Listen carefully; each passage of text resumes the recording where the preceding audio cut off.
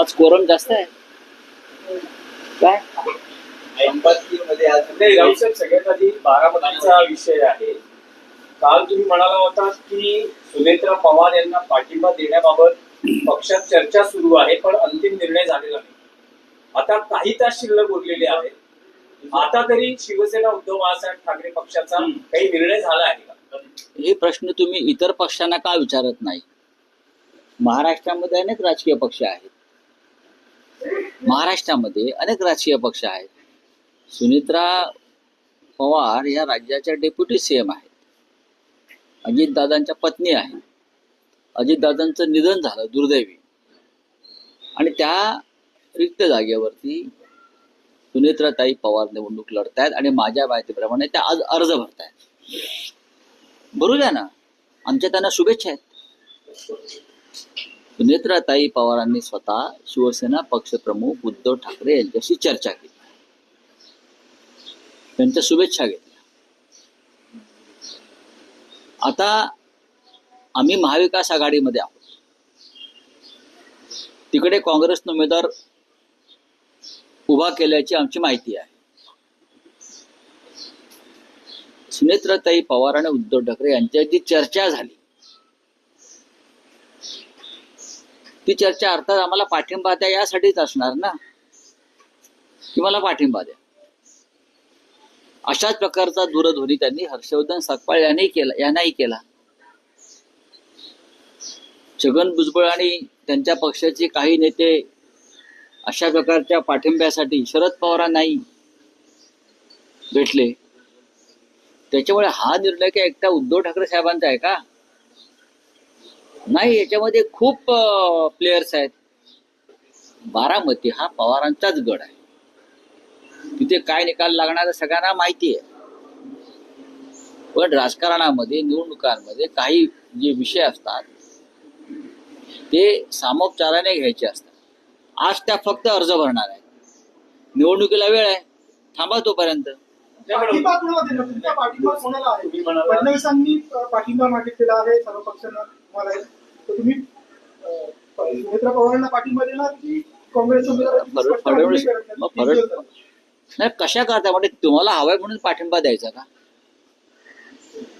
उद्धव ठाकरेंशी सुनेत्रा बहिणीशी चर्चा झालेली आहे. आता देवेंद्रजी पाठिंबा मागतायत, त्यांनी नेत्यांशी चर्चा करावी सर्व. पण काँग्रेसने उमेदवार दिलाय, काँग्रेसने उमेदवार दिलाय ना. महाविकास आघाडी म्हणून तुम्ही काँग्रेस सोबत जाणार की मग? अहो, आता अर्ज भरणार ना आज, मग अर्ज मागे घ्यायची वेळ येते, अर्जाची छाननी होते. हा, मग निवडणुकीचा नारळ फुटतो प्रचाराचा, मग पुढे 10 दिवस प्रचार होणार.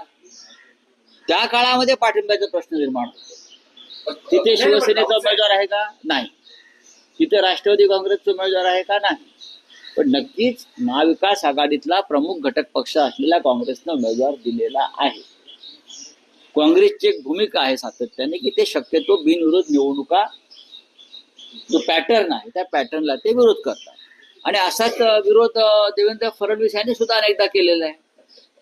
नांदेडला खासदार काँग्रेसचे वसंतराव चव्हाण वारले ताबडतोब हार्ट अटॅकने. ते आले निवडून आणि ते लगेच त्यांचं निधन झालं.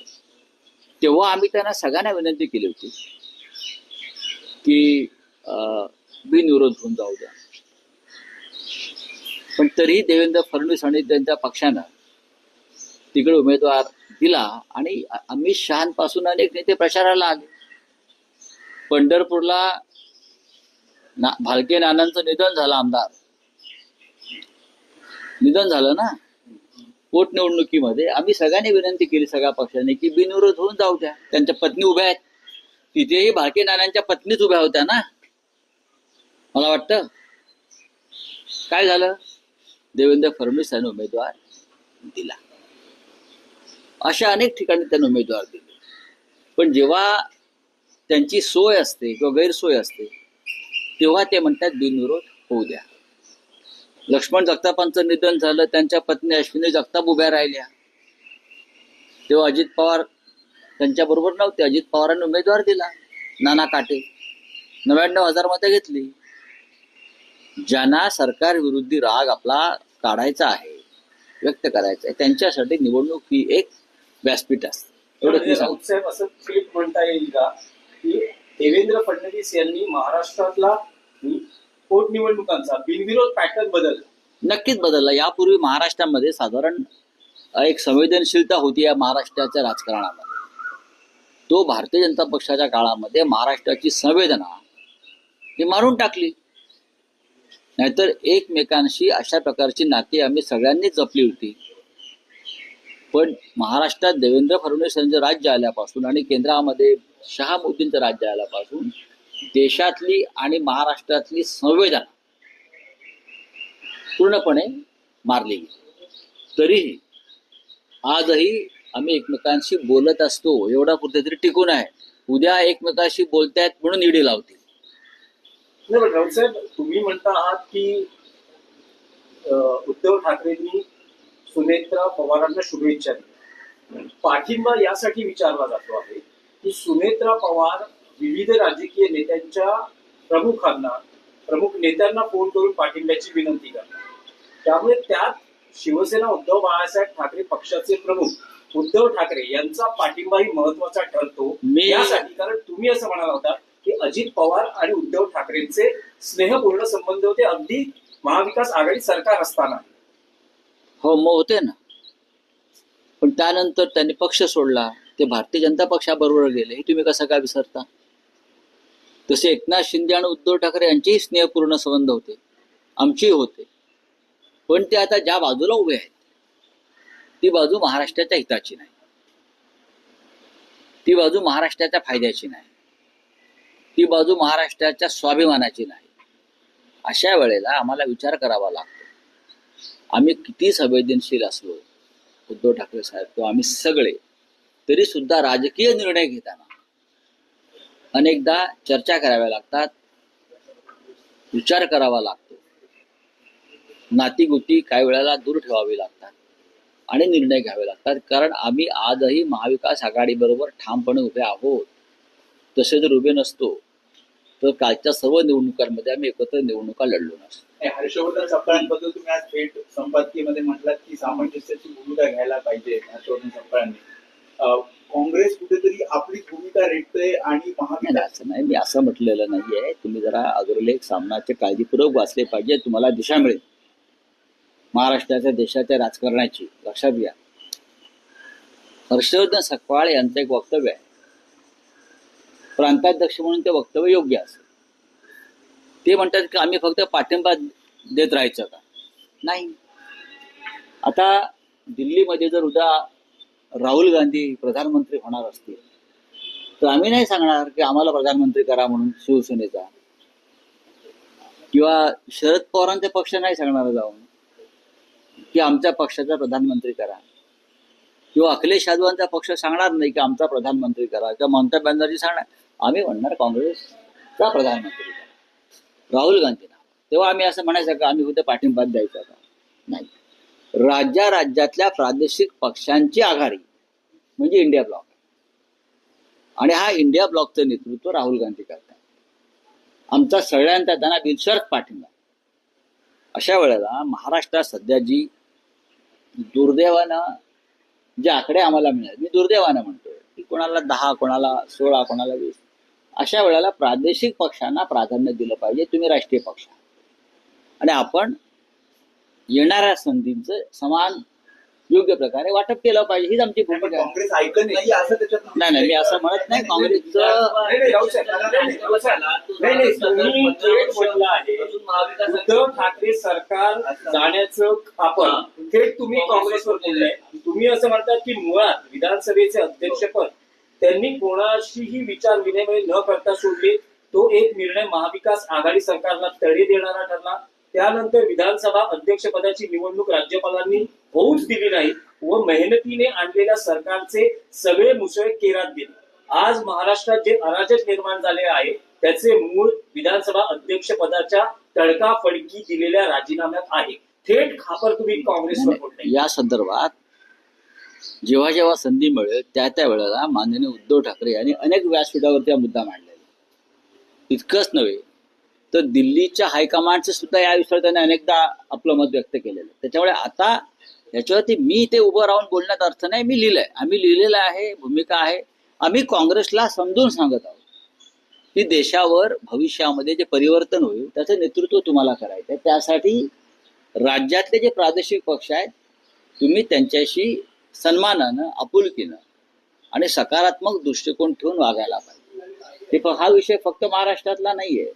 हाच विषय बिहारमध्ये असू शकतो, हा तेलंगणात असेल, हा उत्तर प्रदेशमध्ये असेल, सगळ्याच राज्यामध्ये हा तामिळनाडूमध्ये असू शकतो. हा विषय प्रत्येक राज्यामध्ये तुम्हाला प्रादेशिक पक्षांशी जुळवून घ्यावं लागेल, त्यांना ताकद द्यावी लागेल आणि त्यांच्या मदतीनं तुम्हाला तुमचा आकडा वाढवावा लागेल.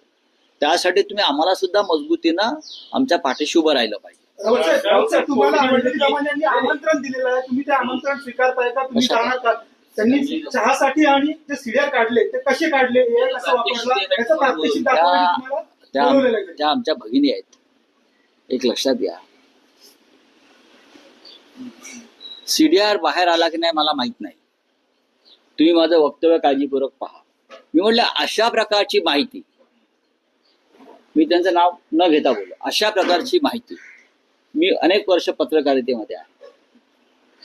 माझं अख्खं आयुष्य शोधपत्रकारितेमध्ये गेलं. आमच्या वेळची शोधपत्रकारिता वेगळी होती. आता थेट सरकारमधनं फायली येतात संबंधित पत्रकारांकडे, त्या प्रसिद्ध होतात आणि त्यांना शोधपत्रकारिता म्हटलं जातं.